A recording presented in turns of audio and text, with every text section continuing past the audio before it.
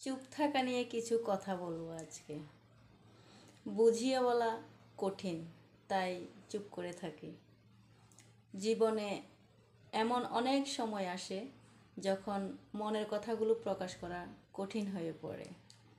হয়তো কিছু অনুভূতি এতটাই গভীর যে সেগুলো শব্দে প্রকাশ করা যায় না, কিংবা কিছু অভিজ্ঞতা এতটাই জটিল যে বোঝানোর জন্য যতটা চেষ্টা করা হোক না কেন, শুনতে পাওয়া মানুষটি হয়তো বুঝবে না।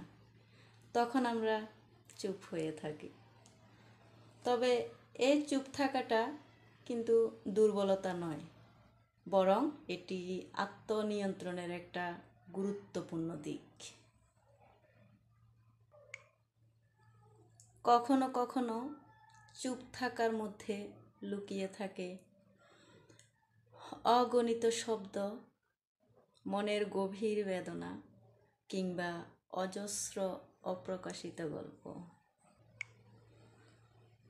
আমরা হয়তো জানি কেউ হয়তো আমাদের এই চুপ থাকার কথাগুলো হয়তো বুঝতে পারবে না বা বুঝবে না, তবে সেসব কথা বলার কোনো মানে হয় না যেগুলো কেউ বুঝে না বা বুঝতে পারে না।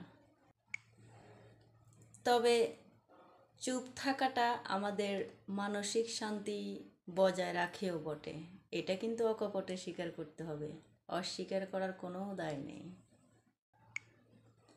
আবার এটাও স্বীকার করতে হবে কিংবা মানতে হবে যে চুপ থাকা মানে এই নয় যে আমরা দুর্বল কিংবা আত্মবিশ্বাসহীন, বরং এটি আমাদের অভিজ্ঞতা আর প্রজ্ঞার প্রতিফলন ঘটে।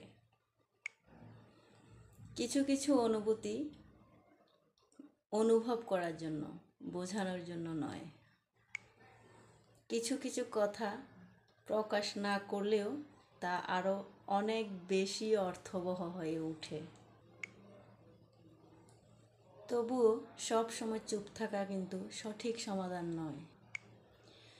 যদি কোনো সম্পর্ক কিংবা পরিস্থিতিতে ভুল বোঝাবুঝির কারণ বা বাড়তে থাকে, তবে সেটা স্পষ্টভাবে ব্যাখ্যা করাটা জরুরি।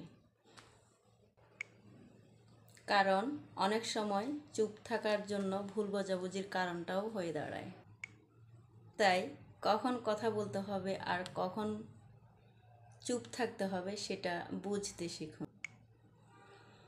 শব্দের মতো নীরবতাও কিন্তু এক ধরনের ভাষা, যা কেবল বোঝার মানুষটাই বোঝে, সবাই নয়। গল্পটি সংগৃহীত। ধন্যবাদ।